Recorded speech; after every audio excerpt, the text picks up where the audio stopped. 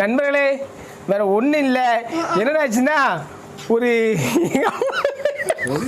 இந்த டோழின்னு பேசுவானுங்க இல்லையா, இந்த மாதிரி யார் பேசுவான்னு பாத்தீங்கன்னா, பகுத்தறிவா பேசுறேன், இந்த பெண்களுக்காக பேசுறேன், பெண்களுக்கு ஏதா பிரச்சனைனா நான் தான் பேசுவேன், திராவிடர்கள் நாங்க, இந்த ஈவேரா வழியே நாங்க பின்பற்றி வந்தவங்க, தோழர் லெனின், பெரியார், கால்மார்க்ஸ், அம்பேத்கர் அப்படின்னு பேசுறவனுங்களை முக்காவாசி பேர் எப்படி தெரியுமா, இவனுங்க மேடையில மட்டும்தான் இதை பேசுவானுங்க. ஆனா உண்மையிலேயே அவனுடைய வாழ்க்கை எப்படி இருக்கும்னா, சுய வாழ்க்கையில கேவலமான பொம்பளை பொறுக்கிகளா தான் இருக்கிறானுங்க.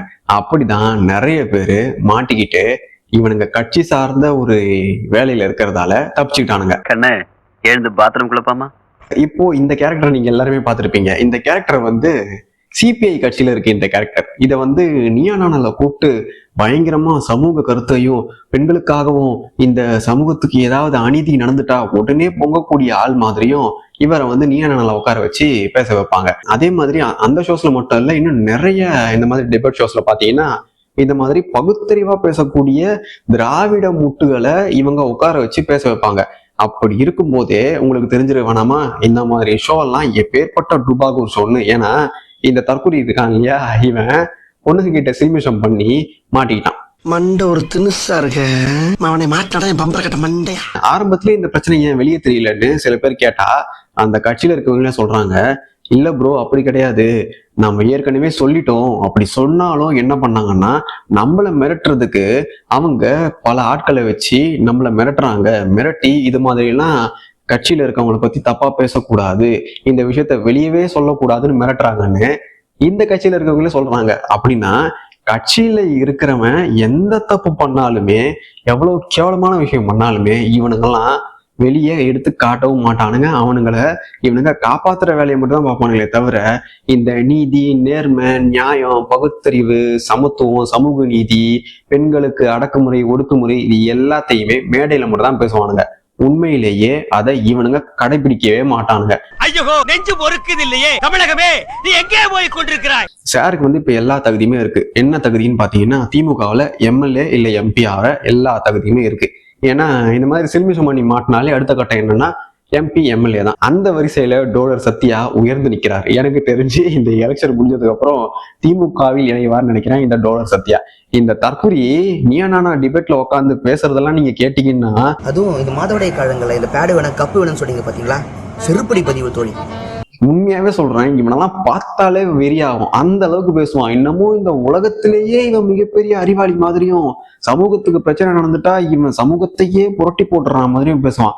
ஆனா இவன் பேசக்கூடிய, இவன் முட்டு தரக்கூடிய லெனின், கால்மார்க்ஸ், ஜோசப் ஸ்டாலினை பத்தியே இவன் படிச்சது கிடையாது.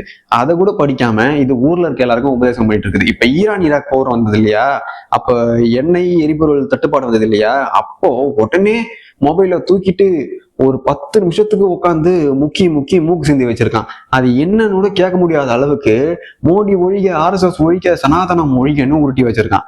இந்த தற்கொலைக்கு அரசியலும் தெரியாது, எதுவும் தெரியாது. ஆனா இவன் மேல இருந்த இந்த ஊடக வெளிச்சத்தை வச்சு எத்தனை பொண்ணுங்க கிட்ட இவன் சிலுமிஷம் பண்ணிருக்கான்றத தேடி பாருங்க. இப்பேற்பட்ட கேவலமான இந்த புத்தியை வச்சுட்டு இதெல்லாம் மேடை ஏறி பெண்களுக்கு அநீதி நடக்குது, பெண்களுக்கு கொடுமை நடக்குது, இந்த கொடுமையை தடுக்கணும்னு பேசுறது யாரு? இவரு பர்சனல் லைஃப்ல என்ன பண்றாரு, ஏகப்பட்ட பொண்ணு கிட்ட சில்மிஷம் பண்ணிட்டு இருக்காரு. அந்த மாதிரி சில்மிஷம் பண்ணிட்டான்னு யாராவது வந்து கம்ப்ளைண்ட் பண்ணா அவங்கள வாயழைக்க வைக்கிறது, இதெல்லாம் கட்சியில இருக்கவனுங்க எல்லாருமே பண்ணுவானுங்க. இது மாதிரி கேவலமா பண்ணா கட்சியில வளரலாம்னு பண்றானுங்களா, இல்ல உண்மையாவே இவனுங்க எல்லாம் பிறக்கும் போதே இந்த மாதிரி காம கொடூரனுங்களான்னு தெரியல. பொம்பளை சோக்கு தற்கொலை மாட்டினதுக்கு அப்புறம், எனக்கு இதை பத்தி எதுவுமே தெரியாது தோழர்களே, எனக்கு இதெல்லாம் தெரியவே தெரியாது, என் மீது பழி சுமத்துகிறார்கள், எனக்கும் இதற்கும் சம்பந்தமே இல்லைன்னு தமிழ்ல கூட எழுதல. சார் வந்து ஆங்கிலத்துல நொட்டியிருக்காரு. இதெல்லாம் வச்சு சாப்பிட்டா நீ ஒரு ஃபாரின் ரேஞ்சுக்கு வந்ததாக அர்த்தமா? இவர் ஆங்கிலத்துல நொட்டிட்டா இவர் வந்து அப்பாவி, இவர் இந்த தப்பே பண்ணலன்னு நாமெல்லாம் ஏதுப்போமா. இவன் தப்பு பண்ணான்னு அந்த சிபிஐல இருக்கிறவங்களே, அதுல இருக்க தொண்டர்களே சொல்லியிருக்காங்க. எப்போ இதுக்கு முன்னாடியே சொல்லியிருக்காங்க. அப்ப ஆக்ஷன் எதுவும் எடுக்காம இந்த மாதிரி அவன் பண்றான்னு சொன்னவங்க மேல இவங்க ஆளை ஏவி பயமுறுத்திருக்காங்க. அப்பவே இந்த தற்கொலையோட உண்மை முகம் தெரிய வந்திருந்ததுன்னா எனக்கு தெரிஞ்சு 2-3 வருஷத்துக்கு முன்னாடி இதெல்லாம் மாட்டிருக்க வேண்டியது. இது மாதிரி ஒவ்வொரு கட்சியிலையும் புல்லுருவிகள் இருக்கிறானுங்க. இவனுங்க ஆனா மேடையில பாத்தீங்கன்னா பயங்கரமா பெண்களுக்காக ஆதரவா பேசுவானுங்க, பெண்களுக்காக புரட்சிகரமா பேசுவானுங்க. உண்மையிலேயே இவனுக்கு தான் 1 நம்பர் டேஞ்சர் ஃபார் உமன். என்னமோ கேட்டியே, அந்த பொண்ணு கிட்ட என்னமோ கேட்டீல, இப்ப அந்த விஷயம் வேண்டாம். சோஷலிஸ்ட் என்ன அர்த்தம் தெரியுமாடா? இது கூட இந்த பொண்ணுங்களுக்கு புரியவே புரியாது. அதுலயும் ஈபேரா இல்லைன்னா எங்களால படிச்சிருக்கவே முடியாது, ஈபேரா தான் எங்க கையில இருந்து கரண்டியா வாங்கிட்டு ஐடி கார்டை மாட்டி விட்டாருன்னு இங்க பல தற்கொலை பெண்கள் சொல்லிட்டு சுத்துறாங்க. உண்மையாவே உங்களுக்கு எல்லாம் ஒரு விஷயத்த சொல்றேன், எவன் ஒருத்தன் தோழர் தோழின்னு சொல்றானோ அவன் கிட்ட இருந்து நீங்க 100 அடி தள்ளியா இருங்க. அப்படிப்பட்டவனை நீங்க பாத்தீங்கன்னா தயவு செய்து அந்த திசை பக்கமே போயிடாதீங்க. கன்ஃபார்ம் 100% வாய்ப்பு கிடைச்சா கேவலமான காரியத்தை செய்யக்கூடிய ஆட்கள் தான் அவனுங்க. நான் பொய் சொல்ல வேண்டிய அவசியம் இல்லை, எப்பவுமே வெளிப்படையா எல்லாமே நான் சொல்றதுதான். பொதுவாகவே வாய்ப்பு கிடைக்காம இங்க பல பேர் தப்பு பண்றது இல்லைன்னு சொல்லுவானுங்க. ஆனா நிறைய பேர் வாய்ப்பு கிடைச்சாலுமே அந்த மாதிரியான தவறு செய்ய மாட்டானுங்க. ஆனா தோழர் தோழின்னு ஒருத்தன் சொல்றான்னா சத்தியமா அவன் 100% அக்மார் முத்திரை குத்தப்பட்ட பொம்பளை சோக்கு வேலைய பண்ணுவான். ஏன்னா இவனுங்க வெளியே புரட்சி நாடகத்தை போட்டு இவனுங்க ஒரு பிம்பத்தை உருவாக்கி வச்சிருக்கிறதால பெண்களுக்கு எவன் உண்மையாவே நல்லவன் எவன் உண்மையாவே கெட்டவன்னு தெரிய மாட்டேங்குது. அதனாலதான் பல பேரு இவங்களுடைய பேச்சை கேட்டு இவங்க கிட்ட போய் விழுறாங்க. இந்த பைத்தியக்காரங்கிட்ட எல்லாம் விழுற அளவுக்கு என்ன இருக்குன்னு சத்தியமா எனக்கு தெரியல. இதனாலதான் இந்த பொண்ணுகளை தற்கொலைன்னு சொல்றது.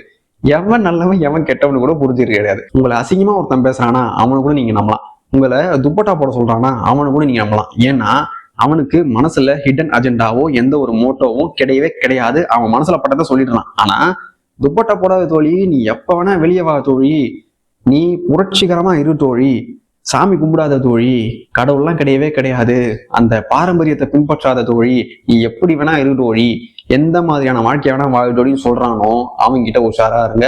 யூஸ் பண்ணிட்டு தூக்கி குப்பையில போடுற மாதிரி போட்டுருவானுங்க. அந்த மாதிரியான கொடூரமானவனுங்க தான் இந்த டோடர் டோடின்னு பேசக்கூடியவனுங்க. அதுலயும் ஐயா பக்காவான காமிசவாதி. ஏன்னு சொல்றேன்னு கேட்டீங்கன்னா, சே குவேரா, ஜோசப் ஸ்டாலின், மாவோ, இன்னும் காம்யூனிஸ்ட் தலைவர்கள்லாம் இருக்காங்க இல்லையா, இவங்க எல்லாருமே அவங்களுடைய சுய வாழ்க்கையில எப்படி இருந்தாங்கன்னா பொம்பளை சோக்குகளா தான் இருந்தாங்க. இது நிறைய பேருக்கு தெரியாது. இதுவும் ஒரு பசிதானப்பா. ஆனா உண்மையான காமிசவாதிக்கு உண்மையான காமிச வரலாறு படிச்சவனுக்கு நல்லாவே தெரியும். ஆனா அவன் அதை பத்தி பேச மாட்டான். ஏன்னா அவன் அதை பத்தி பேசினா அவனை அந்த கட்சியில வச்சுக்க மாட்டாங்க.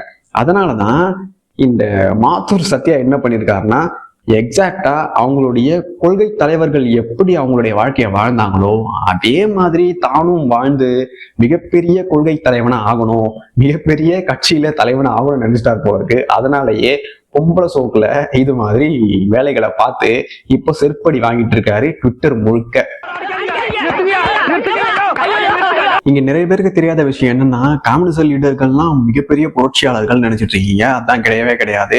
கம்யூனிஸ்ட் லீடர்ல முக்கால்வாசி பேர் எப்படின்னா, சே குவேராவை என்ன சொல்லுவாங்கன்னு உங்க யாருக்குமே தெரியாதுன்னு நினைக்கிறேன். சே குவேராவை செக்ஷுவல் பிலாண்டரர்னு சொல்லுவாங்க. இந்த வார்த்தைக்கான மீனிங் என்னன்னு நீங்களே தேடி பாருங்க. எனக்கு தெரிஞ்சு லெனின் மட்டும்தான் இந்த கம்யூனிஸ்ட் தலைவர்கள்லேயே ஓரளவுக்கு பெண்கள் விஷயத்துல நல்லவன். ஏன்னா ஒரு கல்யாணம் பண்ணிக்கிட்டா அதை தாண்டி திருமணம் கடந்த உறவு ஒண்ணு இருந்தது, அவ்வளவுதான்.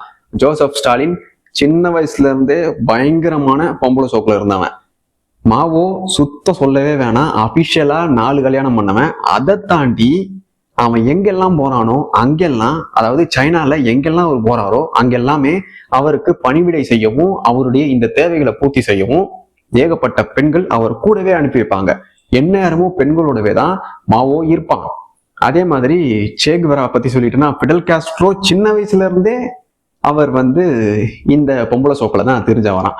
அதே மாதிரிதான் இந்த கம்யூனிஸ்ட் தலைவர்கள்ல முக்கால்வாசி பேர் நீங்க எப்படி நினைச்சாலும் சரி, இது எல்லாமே அவங்களுடைய பிரைவேட் லைஃப்ல ரெக்கார்டட் ஹிஸ்டரியாவே இருக்கு. இதனாலதான் நினைக்கிறேன் இந்த கம்யூனிஸ்டத்தை பின்பற்றக்கூடிய இந்த நம்ம உள்ளூர் தற்குறி பல பெண்கள் கிட்ட இவர் செக்ஸ் சேட்டிங் பண்ணி வீடியோ ரெக்கார்ட்லாம் பண்ணி நான் இப்படி பண்ணேன் அப்படி பண்ணேன்னு கதையெல்லாம் விட்டு இப்போ சந்தி சிரிச்சு நிற்கிறார் போல இருக்கு. ஆனாலும் அவருடைய கொள்கை தலைவர்கள் வழியில தான் இவர் வாழ்ந்திருக்காரு. அதனால இதை நாம தப்பா எடுத்துக்க கூடாது. கொள்கை வழியில பார்த்தா சத்தியத்தோட வாழ்ந்திருக்காரு. என்ன மனுஷன்? சேகுவேரா ஃபிடல் காஸ்ட்ரோ கிட்ட பொலிவியால நான் புரட்சி பண்ண போறேன்னு சொல்லிட்டு கிளம்புனாரு. ஆனா ஃபிடல் காஸ்ட்ரோக்கு தெரியும் அந்த நாய் இங்க இருந்தா நான் அடிச்சா கொன்னுடுவேன்னு இவர் நினைச்சிட்டு இருந்தாரு. அது தெரிஞ்சுதான் இந்த சேகுவேரா என்ன பண்ணாருன்னா இங்க இருந்து கிளம்பிட்டாரு. ஐயோ ஃபிடல் நம்மள போட்டுருவான் அப்படின்னு பயந்து பொலிவியா போயிட்டு புரட்சி பண்றேன்னு சொல்லிட்டு போனாரு இல்லையா. போயிட்டு அங்க என்ன பண்ணாருன்னா ஹில்டா கூட தன்னுடைய சக சோல்ஜர்ஸை வச்சுக்கிட்டே கூடாரத்துக்குள்ள இவர் என்ன பண்ணிருக்காரு, குடும்பம் நடத்திருக்காரு. யாரு? சேகுவேரா. இப்பேற்பட்ட புரட்சியை தான் அவர் பொலிவியால பண்ணாரு. இந்த புரட்சி பண்ணிட்டு இருக்கும் போதுதான் அமெரிக்கா கிட்ட மாட்டினாரு. இந்த புரட்சி பண்ணவரை தான் இங்க இருக்க எல்லா உள்ளூர் தற்குறிகளும் மிகப்பெரிய புரட்சியாளன், ஏழைகளுக்கான புரட்சியாளன் சொல்லிட்டு சுத்திட்டு இருக்காங்க. இந்த மாதிரியான புரட்சியாளர்களை பின்பற்றியதாலதான் சத்யா மாதிரியான ஆட்கள் இந்த சமூகத்துல அதிகமா இருக்கிறாங்க. இது மாதிரியான புரட்சியாளர்களுக்கு நாம கண்டிப்பா செலவச்சே ஆகணும். ஏன்னா அப்பதான் இவங்க மாதிரியே இன்னும் நிறைய பேரு அவங்க வழியில நடக்க வருவாங்க. இதுல ஒரு நல்ல விஷயம் என்னன்னா இந்த பொம்பளை சோக சத்தியா மாட்டிக்கிட்டான். ஆனா இதே மாதிரி ஏகப்பட்ட அயோக்கியனுங்க பல கட்சியிலையும் இன்னி வரைக்குமே இன்னமும் நல்லவனுங்க மாதிரியும் உத்தமனுங்க மாதிரியும் ஒளிஞ்சிட்டு இருக்கானுங்க.